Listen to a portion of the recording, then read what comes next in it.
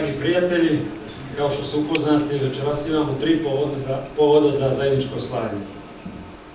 Slavimo 3 godine premium programa koji je sve nas ovdje povezuje i koji na pravi način potvrđuje da izbor dobrih partnera i kvalitetne saradnje za rezultat može imati samo uspjeh. I zato dugujemo veliko hvala svima vama i naravno kompanijama Mastercard i Crnogorski Telekom. Drugi povod je godišnjica prve Mastercard Premium Pay Pass beskontaktne kartice. Kartice koju smo, ako se sjećate, na ovom istom mjestu predstavili prije godinu dana. Sigurno je svi vi koristite i svi se osjetili komociju koju pruža prilikom plaćanja u zemlji inostranstvu.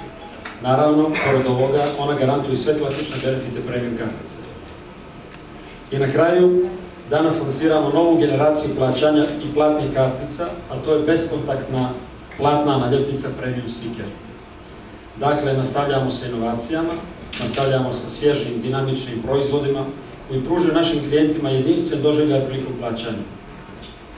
Kao što ste vidjeli, dovoljno je da se stiker nalijepi na primjer na telefon i imat ćete uvijek sa sobom vašu premium karticu sa svim njenim prednostima i benefitima, a koji su, podsjetit ću, popusti do 25% i plaćanje do 12 rata na preko 600 prodajnih mjesta u Crnoj Gori. Želim da vam se zahvalim još jednom na učešću u ovom našem zajedničkom projektu, jer bez vas, naravno, ništa od ovoga ne bi bilo moguće. Pozivam vas također da se večeras opustite i uživate uz naš program. Hvala i ugodan ostatak večera.